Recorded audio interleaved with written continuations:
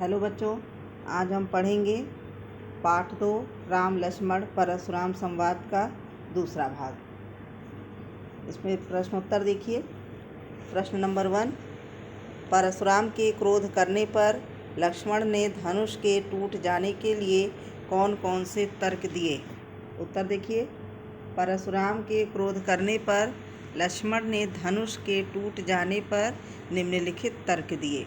श्री राम ने इसे नया और मजबूत समझकर सिर्फ छुआ था, परंतु धनुष बहुत पुराना और कमज़ोर होने के कारण हाथ लगाते ही टूट गया। बचपन में भी उन लोगों ने कई धनुहियाँ तोड़ी है, तब परशुराम क्रोधित नहीं हुए। हमें ये धनुष साधारण धनुष लगा। इस धनुष के टूटने पर उन्हें कोई लाभ या हानि नहीं दिखाई दे रही है। प्रश्न नंबर 2 देखिए। परशुराम के क्रोध करने पर राम और लक्ष्मण की जो प्रतिक्रियाएं हुईं, उनके आधार पर दोनों के स्वभाव की विशेषताएं अपने शब्दों में लिखिए। उत्तर देखिए। राम बहुत शांत और धैर्यवान हैं। परशुराम के क्रोध करने पर राम विनम्रता के साथ कहते हैं कि धनुष तोड़ने वाला कोई उनका दास ही होगा। वे मृदुभाषी होने का परिचय देते हुए अपनी मधुर वाणी से परशुराम के क्रोध को शांत करने का प्रयास करते हैं। अंत में आंखों से संकेत कर लक्ष्मण को शांत रहने को कहते हैं। दूसरी ओर लक्ष्मण का स्वभाव उग्र है। वह व्यंग करते हुए परशुराम को इतनी छोटी सी बात पर हंगामा नहीं करने के लिए कहते हैं। वे परशुराम के क्रोध की चिंता किए बिना अपशब्दों को प्रयोग न करने को कहते हैं। वह उनके क्रोध को अन्याय समझते हैं, इसीलिए पुरजोर विरोध करते हैं। अगला क्वेश्चन देखिए। लक्ष्मण और परशुराम के संवाद का जो अंश आपको सबसे अच्छा लगा, उसे अपने शब्दों में संवाद शैली में लिखिए। इसका उत्तर देखिए। परशुराम: शिव जी का धनुष तोड़ने का दुस्साहस किसने किया है? राम: हे नाथ, इस शिव जी की धनुष को तोड़ने वाला अवश्य ही आपका ही कोई दास होगा। परशुराम: सेवक वह होता है जो सेवा का कार्य करे, किंतु जो सेवक शत्रु के सामने व्यवहार करे, उससे तो लड़ना पड़ेगा। जिसने भी धनुष तोड़ा है वह मेरे लिए दुश्मन है और तुरंत उसे सभा से बाहर किया जाए, अन्यथा यहाँ उपस्थित सभी राजा मारे जाएंगे। अगला क्वेश्चन देखिए। परशुराम ने अपने विषय में सभा में क्या क्या कहा, निम्न पद्यांश के आधार पर लिखिए। बाल ब्रह्मचारी अति कोही, विश्व विदित क्षत्रिय कुलद्रोही। भुजबल भूमि भूप बिनु कीन्ही, विपुल बार महिदेवन दीनी। सहस बाहु भुज छेदनिहारा, परसु बिलो की महीप कुमारा। मातु पिता जनि सोच बस, करस महीस किशोर। गर्भन के अर्भक दलन, परसु मोर अति घोर। इसका उत्तर देखिए। परशुराम ने अपने विषय में ये कहा है कि बाल ब्रह्मचारी हैं और अति क्रोधी स्वभाव के हैं। सारा संसार उन्हें क्षत्रिय कुल के नाशक के रूप में जानता है। उन्होंने कई बार भुजाओं की ताकत से इस धरती को क्षत्रिय राजाओं से मुक्त किया और ब्राह्मणों को दान में दे दिया। लक्ष्मण ने अपना फरसा दिखाकर कहा कि इस फरसे से उन्होंने सहस्त्रबाहु के बाहों को काट डाला था, इसलिए वह अपने माता पिता को चिंतित न करें।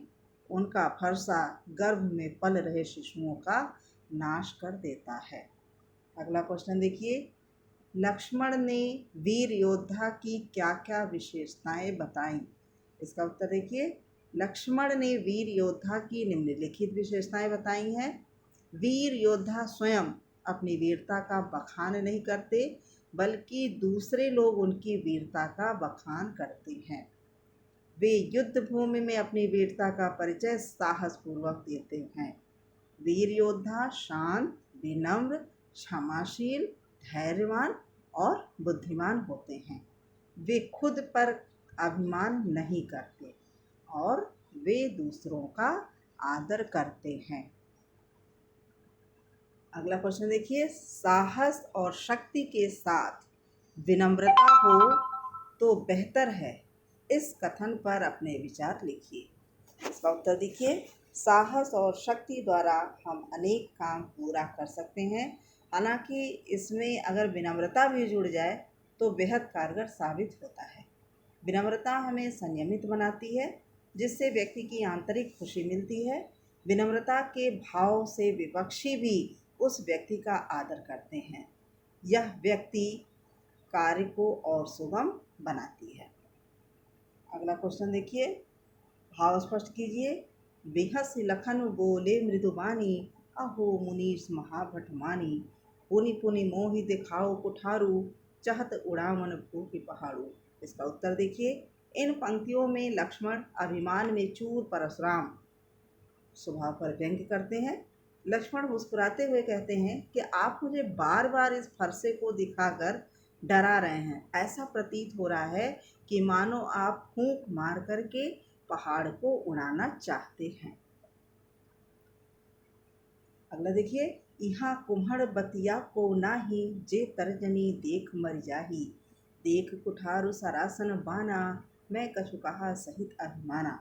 इन पंक्तियों में लक्ष्मण ने परशुराम के अभिमान को चूर करने के लिए अपनी वीरता को बताया है। वे कहते हैं कि हम कुम्हड़े के कच्चे फल नहीं हैं जो तर्जनी के दिखाने से मुरझा जाता है, यानी वे कमज़ोर नहीं हैं जो धमकी से भयभीत हो जाएंगे। वह यह बात उनके फरसे को देखकर बोल रहे हैं, उन्हें स्वयं पर विश्वास है। अगला देखिए, गाधिष्णु कह हृदय हस, मुनि हरियरे सूझ। अयमय खाण न ऊख में, अजहू न बूझ अबूझ। इसका उत्तर देखिए, इन पंक्तियों में विश्वामित्र जी मन ही मन मुस्कुराते हुए सोच रहे हैं कि परशुराम ने सामान्य क्षत्रियों को युद्ध में हराया है, तो इन्हें हरा ही हरा नजर आ रहा है। राम लक्ष्मण को साधारण क्षत्रिय नहीं है। परशुराम इन्हें गन्ने की बनी तलवार के समान कमज़ोर समझ रहे हैं, पर असल में ये लोहे की बनी तलवार है। परशुराम के अहंकार और क्रोध ने उनकी बुद्धि को अपने वश में कर लिया है। अगला क्वेश्चन देखिए, पाठ के आधार पर तुलसी की भाषा सौंदर्य पर 10 पंक्तियाँ लिखिए। इसका उत्तर देखिए, यह काव्यांश तुलसीदास द्वारा लिखित रामचरितमानस के बालकांड से ली गई है, जो अवधी भाषा में लिखी गई है। इसमें तत्सम शब्दों का प्रयोग भरपूर मात्रा में किया गया है। इसमें दोहा, छंद, चौपाई का अच्छा प्रयोग किया गया है। भाषा में लयबद्धता है। प्रचलित मुहावरे और लोकोक्तियाँ ने काव्य को सजीव बनाया है। वीर और रौद्र रस का प्रयोग मुख्य रूप से किया गया है।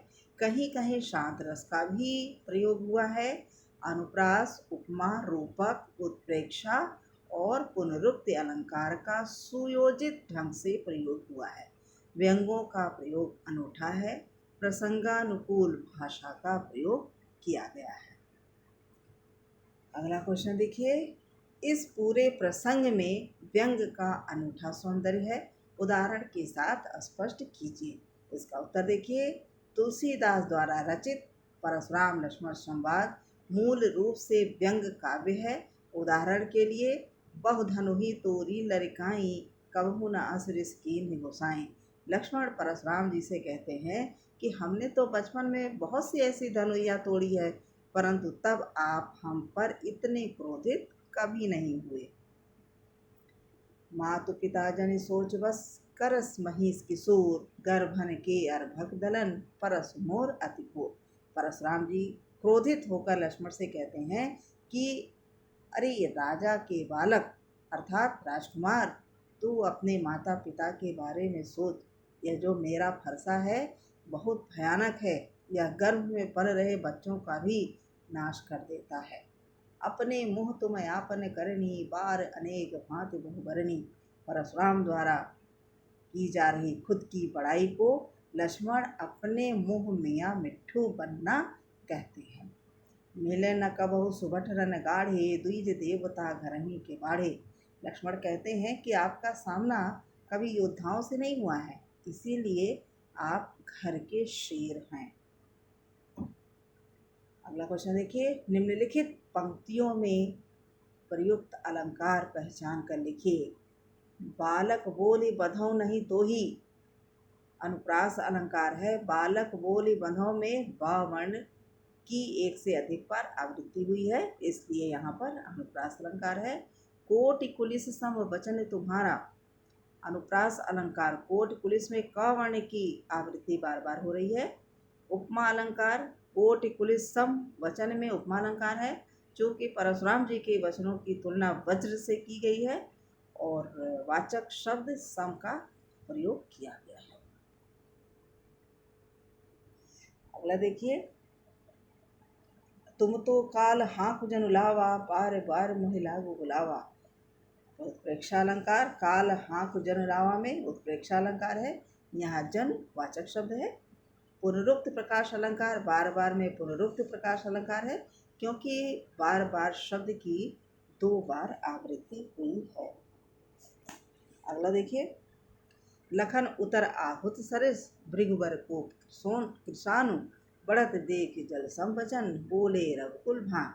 इसमें उपमालंकार है। लक्ष्मण के उत्तर आहुति के समान और वाचक शब्द सरिस के कारण आहुति सरिस भृगुबर को कृषाण में उपमालंकार है। जल सम वचन में भी उपमालंकार है, क्योंकि भगवान राम की मधुर वचन जल के समान कार्य कर रहे हैं और वाचक शब्द सम का प्रयोग हुआ है। रूपक अलंकार, रघुकुल भानु में रूपक अलंकार है, जो कि श्री राम के गुणों की समानता सूर्य से की गई है। अब ये पाठ यहीं पर समाप्त होता है। धन्यवाद।